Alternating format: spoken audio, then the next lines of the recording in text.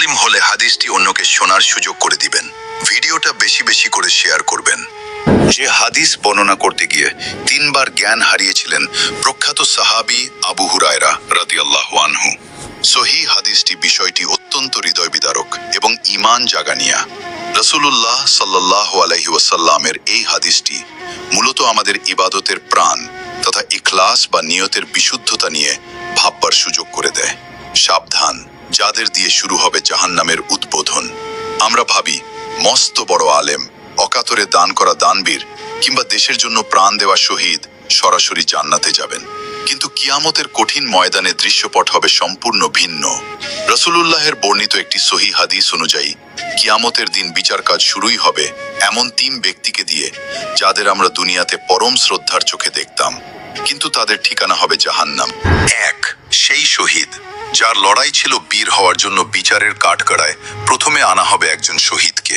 আল্লাহ তাকে দেওয়া নেয়ামতগুলোর কথা স্মরণ করিয়ে দেবেন, সে তা স্বীকার করবে। প্রশ্ন, তুমি এসব নেয়ামতের বিনিময়ে কি করেছ? উত্তর, প্রভু, আমি তোমার পথে লড়াই করেছি এবং শেষ পর্যন্ত শহীদ হয়েছি। আল্লাহ বলবেন, তুমি মিথ্যা বলছো। তুমি লড়াই করেছিলে যাতে মানুষ তোমাকে বীর বা বাহাদুর বলে, আর দুনিয়াতে তা বলা হয়েছে তুমি তোমার পাওনা পেয়ে গেছো। এরপর ফেরেশতাদের নির্দেশ দেওয়া হবে তাকে উপর করে টেনে হিঁচড়ে জাহান্নামে নিক্ষেপ করতে। 2, সেই আলেম যার জ্ঞান ছিল বাহবা পাওয়ার মাধ্যম। এরপর আনা হবে একজন বিখ্যাত আলেম বা কারি সাহেবকে। প্রশ্ন, তুমি তোমার অর্জিত জ্ঞান দিয়ে কি করেছ? উত্তর, আমি নিজে দ্বীন শিখেছি, অন্যকে শিখিয়েছি এবং তোমার সন্তুষ্টির জন্য কুরআন তিলাওয়াত করেছি। আল্লাহ বলবেন, মিথ্যা কথা। তুমি এলেম অর্জন করেছিলে যাতে মানুষ তোমাকে বড় আলেম বলে, আর কুরআন পড়েছিলে যাতে সবাই তোমাকে ভালো কারি বলে। দুনিয়াতে তোমার প্রশংসা করা হয়েছে, পরিণামস্বরূপ তাকেও অসম্মানজনকভাবে জাহান্নামে ছুঁড়ে ফেলা হবে। 3, সেই দানবীর যার দান ছিল যশ খ্যাতির নেশা। সবশেষে আনা হবে সেই দানবীরকে যাকে আল্লাহ অঢেল সম্পদ দিয়েছিলেন।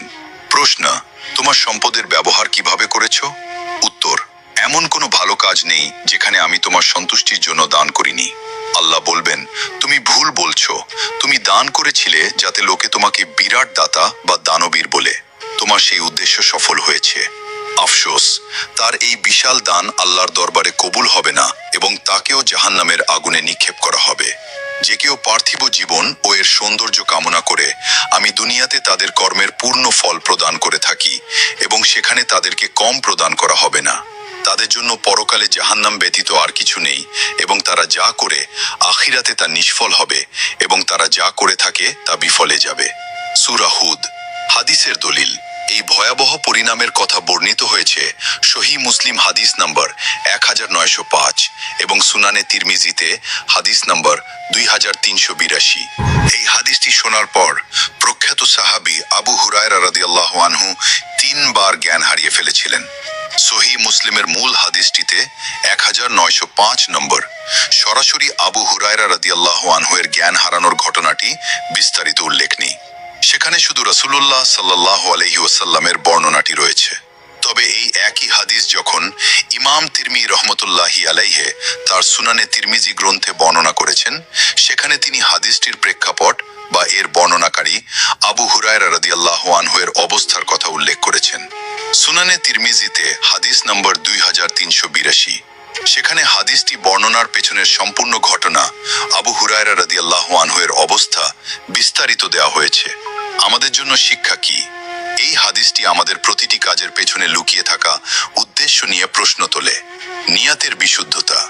আপনি কত বড় কাজ করছেন তার চেয়ে বড় বিষয় হলো কেন করছেন। মানুষের প্রশংসা পাওয়ার ইচ্ছা, রিয়া, এবাদতকে ধ্বংস করে দেয়। লোক দেখানো এবাদত শিরক। রাসূল সাল্লাল্লাহু আলাইহি ওয়াসাল্লাম লোক দেখানো এবাদতকে ছোট শিরক হিসেবে আখ্যায়িত করেছেন। আমাদের প্রতিটি ইবাদত, সেটা সোশ্যাল মিডিয়ায় পোস্ট করা হোক বা বাস্তবে, তা কি আল্লাহর জন্য নাকি কেবল লাইক, কমেন্ট আর সম্মানের জন্য? মনে রাখবেন, আল্লাহ আমাদের বাহ্যিক অবয়ব বা সম্পদ দেখেন না, তিনি দেখেন আমাদের অন্তর এবং আমাদের কাজের উদ্দেশ্য। সহিহ মুসলিম। আসুন আমরা নিজেদের প্রশ্ন করি, আমাদের আজকের ইবাদতগুলো কি আল্লাহর সন্তুষ্টির জন্য নাকি মানুষের বাহবার জন্য? আল্লাহ আমাদের সবাইকে রিয়া বা লোক দেখানো মানসিকতা থেকে হেফাজত করুন এবং কবুলযোগ্য ইবাদত করার তৌফিক দান করুন।